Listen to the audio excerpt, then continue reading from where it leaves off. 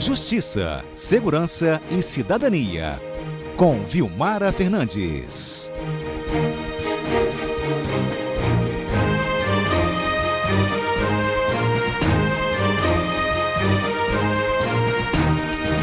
O destaque da Vilmara hoje, Vilmara inclusive está aqui no estúdio comigo, tem a ver com o caso do juiz Alexandre Martins, não é isso, Vilmara?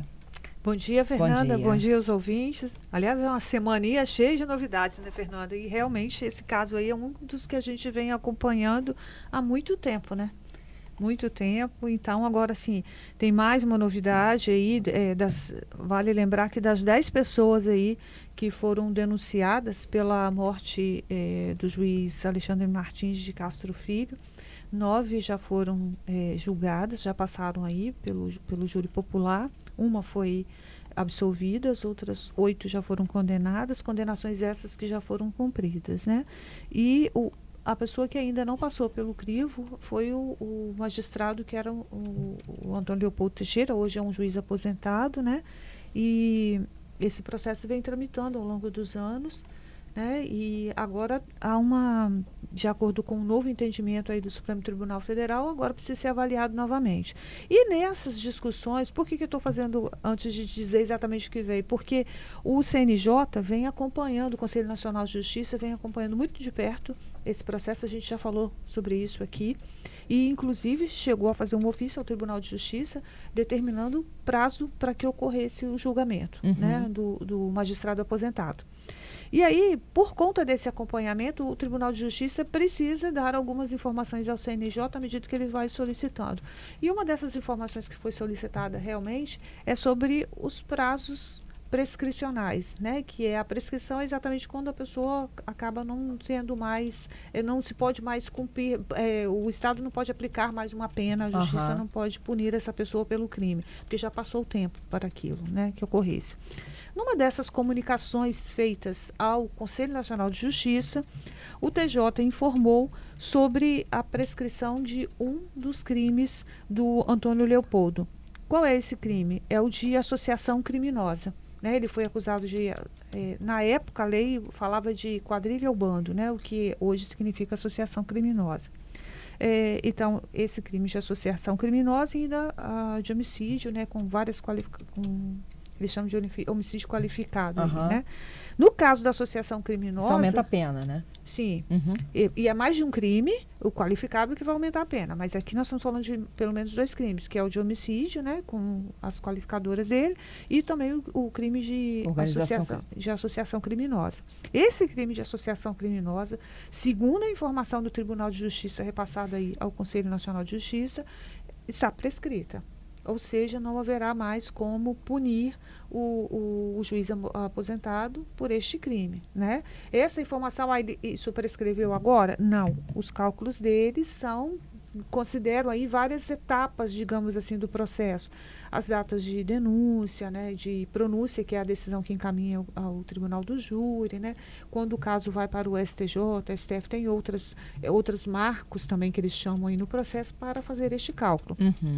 No caso dele, a prescrição desse crime teria ocorrido alguns anos atrás. Mas o que é novo agora? É o Tribunal de Justiça informar isso, sabe? Mas não informou isso ao Conselho Nacional de Justiça. O Ministério Público questiona porque ele diz que existem outras datas importantes que fazem com que esse cálculo seja diferente e que este crime ainda não teria prescrito. A informação do Ministério Público, ele questiona isso e diz que não é exatamente isso. De qualquer forma, o Ministério Público falou também que vai ser preciso que o tribunal faça uma certidão, digamos assim, de prescrição. Precisa declarar no processo formalmente que este crime está prescrito. Mas o que nós estamos trazendo aqui de informação é que nas comunicações entre CNJ e o Tribunal de Justiça e o próprio juiz do causa, eles já informaram que essa informação existe e que este caso. Outra informação importante deste caso, né, é que faltam o julgamento que está previsto aí de 2 ações, uma no TJ e outra no STF, que vai decidir se o juiz aposentado vai ser julgado pelo Tribunal do Júri de Vila Velha ou pelo Tribunal de Justiça. A gente está aguardando aí se deve sair hoje, até sexta-feira a decisão aí. No caso do STF, já está concluído, está só esperando o ministro fazer essa decisão. Então, o entendimento do Ministério Público, explica até isso para a gente aqui, é de que os prazos voltaram a ser contados quando o caso desceu, não é isso? É que é o seguinte, tem uma confirmação lá da pronúncia no STJ, e essa confirmação teria se ocorrido em 2014. Então, essa data aí que seria considerada aí para fazer os cálculos. Então, com base nisso, o crime de associação criminosa, segundo o Ministério Público informou, não estaria prescrito, né? A juíza do caso e o TJ consideraram que já está prescrito, mas o Ministério Público fez essa ponderação. Existe um outro marco importante no processo, que é essa confirmação da pronúncia em 2014, feita pelo STJ e que não foi considerado aí nos cálculos do TJ. Então, isso, né, teria uma mudança.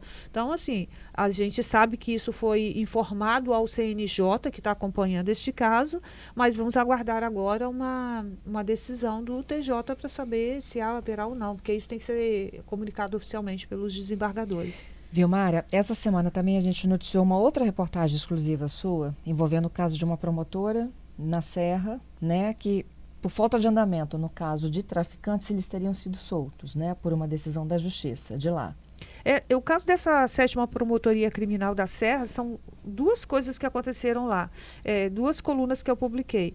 Uma foi na última sexta-feira e que trata de um caso de um acidente grave de trânsito que teve na Serra, em que 2 universitárias morreram e outras 2 pessoas ficaram feridas, né? Neste caso, por atraso aí que a juíza declarou inércia do Ministério Público na condução do processo, porque o que houve lá?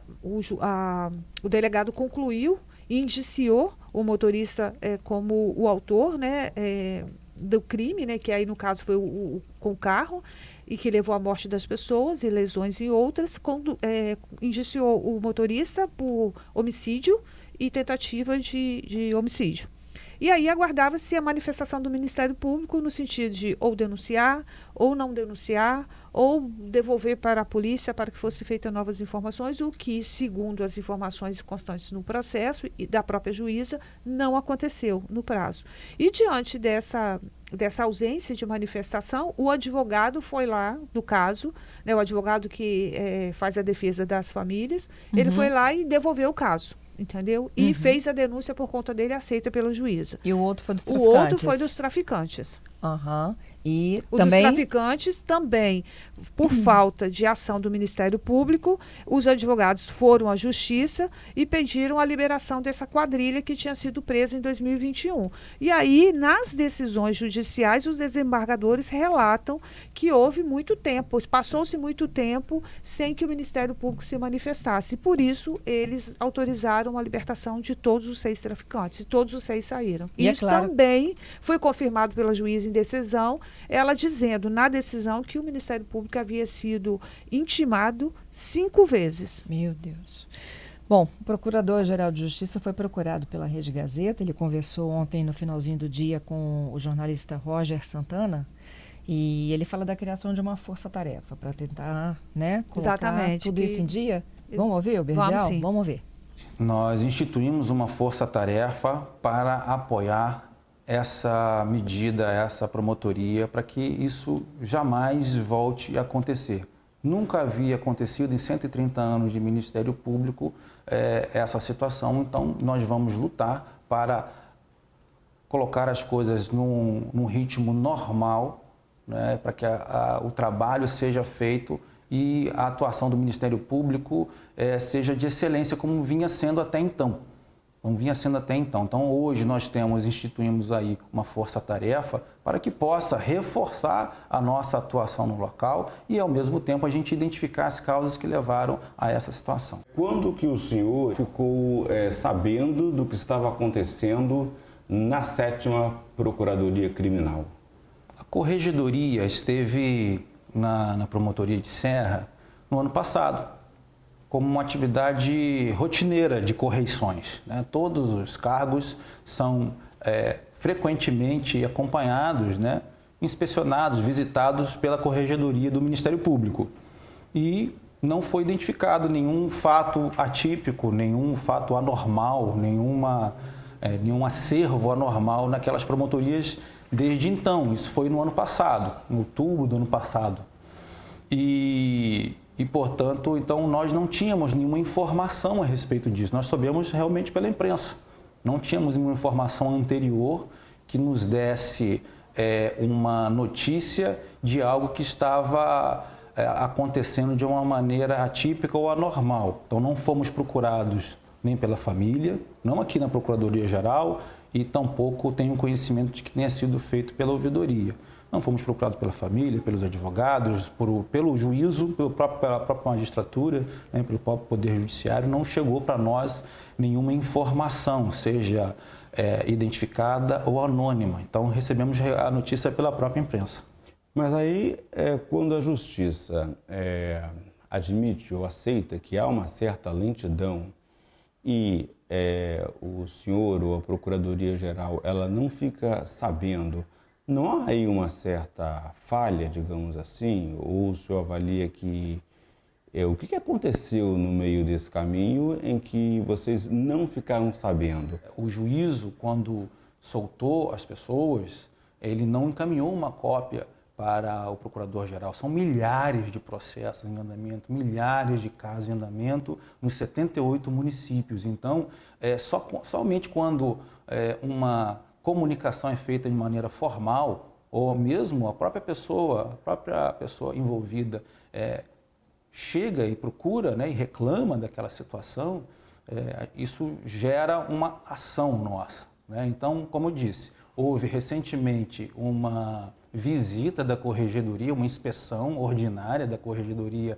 na promotoria, não foi identificado nada de diferente, portanto, dentro de um prazo razoável de inspeções periódicas, não tinha acontecido nenhum ponto fora da curva, não foi levantada nenhuma bandeira. Então, a gente realmente, esse é um fato absolutamente anormal e atípico. Assim que o senhor tomou conhecimento, o senhor chegou a ter contato com a promotora responsável, o senhor chegou a conversar com ela, o que ela alega para o senhor, qual a explicação que o senhor de repente tem nesse momento para essa lentidão que a própria Justiça reconhece?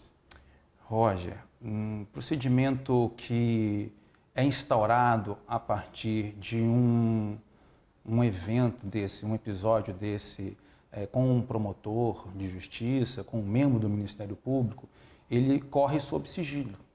Então, um procedimento de natureza disciplinar, ele vai correr sob sigilo, o devido processo legal vai ser instaurado e, ao final, o processo ele chega para o Procurador-Geral tomar uma decisão de aplicar ou não uma sanção. Então, eu sou o juiz desse caso.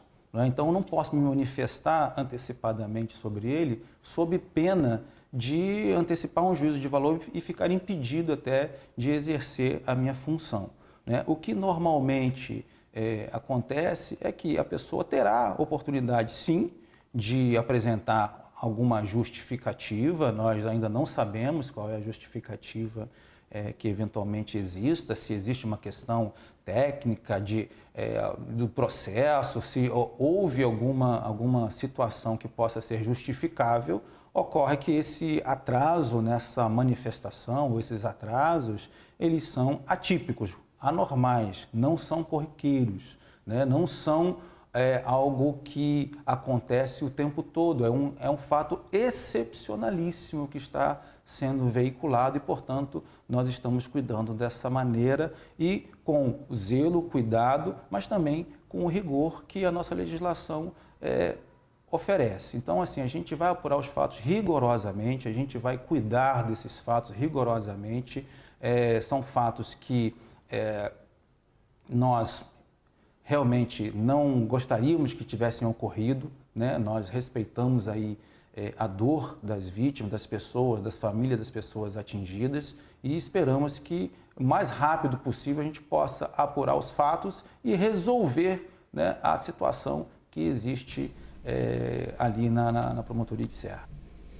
Isso, gente. Esta foi uma entrevista concedida ao nosso colega, né, aqui da Rede Gazeta, Roger Santana, pelo Procurador-Geral de Justiça Francisco Berdeal, anunciando então as providências em relação a esses 2 episódios mencionados por Vilmara nas colunas publicadas por ela esta semana aqui em A Gazeta. E é um caso que nós vamos continuar Claro, acompanhando, né, Fernanda? com toda certeza.